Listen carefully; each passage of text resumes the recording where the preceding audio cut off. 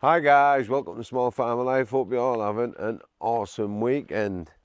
And today guys, I want to talk about land and how much you actually need to live on that land. Because a lot of people think you need lots and lots of land to live on it when that's not exactly the case. Now if you're thinking about living an off-grid lifestyle, maybe you want to buy some land, start a small holding, maybe you want to buy some woodland, start a forestry business, think about hitting the subscribe button, go back, check out some of the videos I've already uploaded to the channel. You find lots of useful information in those videos, and also think about hitting the bell button for future videos. But a lot of people think you need 12.5 acres to actually start a small farm or live on the land in the UK, when that's not exactly the case. I know people who are living on less than half of this field, maybe even a third of this field. So you can do it on a lot less land. And what people don't seem to understand is it's more about the location of the land than the size of the land itself. Now, if you buy a lot of land, let's say 10, 15, 20 acres, that's a lot of land to take care of. And just because you have a lot of land doesn't mean to say that you're going to make more money from that land. I've watched thousands of hours of YouTube videos, and the question they always get asked is, how would you do it differently if you started all over again? And they always say, start smaller. And the reason being is you can make more money from an acre or 2 acres, less than an acre anyway, than you can with 10 acres, because when you're working just 1 acre, if you see a stone, pick it up. If you see a weed, pick it out. And you can put so much more time and effort into that 1 acre through permaculture, through no-dig systems, that sort of thing. Maybe you're growing microgreens, maybe you're growing speciality mushrooms, whatever it might be. And that's what you need to understand. Having lots of land takes lots more money to take care of it. Now, I've only got 2.7 acres, just over an hectare. And trust me, it takes a lot to take care of this land. And the field I'm walking on now needs cutting every couple of weeks. The field next door to me never gets cut. I just leave it long because it takes so much time to do these sorts of things. And people just don't understand how much time it actually takes and how much more money you can make from small parcels of land rather than large parcels of land. There's a guy just over there. I'm going to bring his farm or his little dog grooming business up on the screen now. You can see his caravan, you can see his stable block that he uses for dog grooming, and now he's expanded and he's got dog kennels and that sort of thing, so he can keep dogs overnight. But he has a small, minute plot of land that you would never expect somebody to get the right to live on that land, but he did. And it's all about getting the land sorted and moving on to that land. And once you're on that land, well, it's hard for them to get you off that land. When it comes to 12.5 acres, what that boils down to is permitted development rights. Now, you can have 1 hectare of land and you can rent the other 4 hectares of land, and then you've got the 5 hectares of land you need for permitted development rights. But that doesn't mean to say if you've only got 2.5 acres that you won't get a barn on that 2.5 acres. Next door has only got just over 2.5 acres, about the same size as me, and they've got a barn on their land. They've got a stable block, they've got a caravan. So it doesn't matter. It's just that you'd have to put in a full plan application, just like I did for my stable block. But if you've got 12.5 acres, you can get permitted development. But you still have to have a reason to build that barn. And it doesn't mean to say you're going to get the right to live on that land. So having more land doesn't give you an ordained right to live on that land. Having a small parcel of land, you can take way more care of it than you can a big parcel of land. And you don't need large machines, because if you've got 12 acres, you need a quad or a small tractor to get around that land and actually take care of that land. My land, I can walk around it in 10 minutes.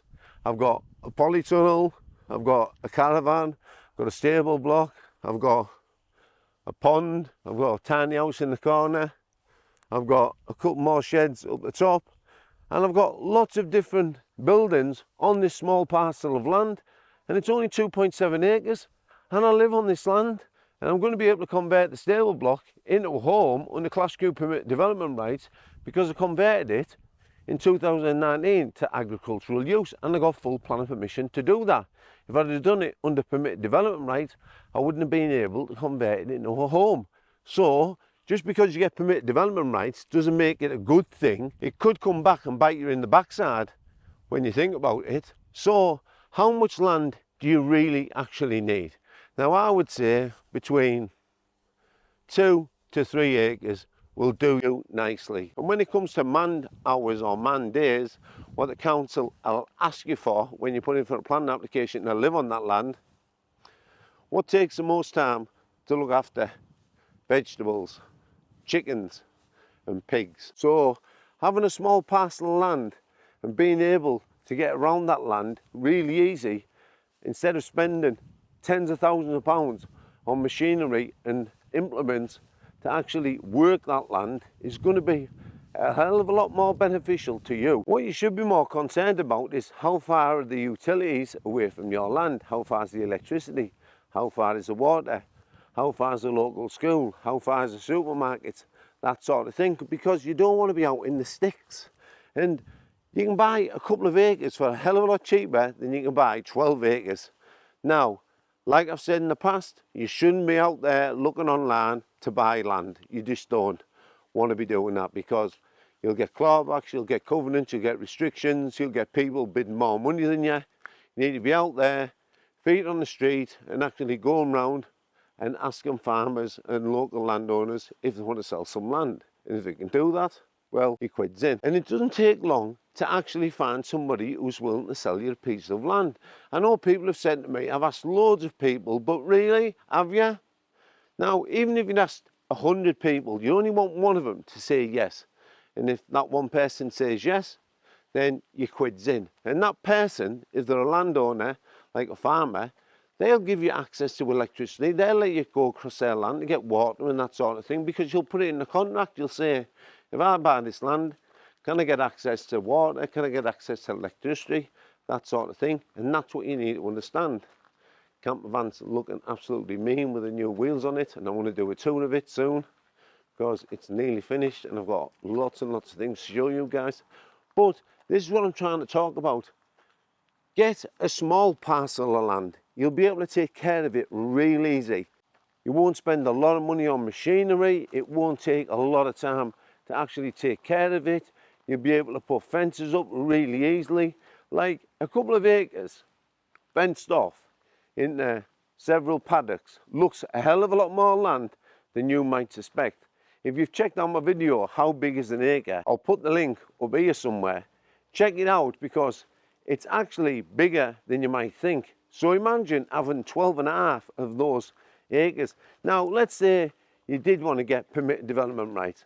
If you owned 2.5 acres, which is an hectare, and then all you've got to do is rent the other 4 hectares, and then you can get permitted development rights and build a barn. But like I say, you still need a reason to have permitted development rights granted on that land.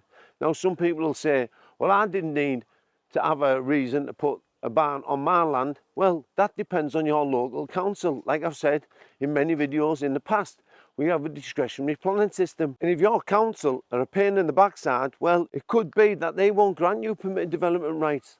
They'll come up with all the reasons under the sun why you can't have a barn and why you shouldn't be having a barn in this area and all those sorts of things, where other councils might say, no problem, build the barn. But my next door neighbour, he put in a full plan application to build a barn, and it still took a year.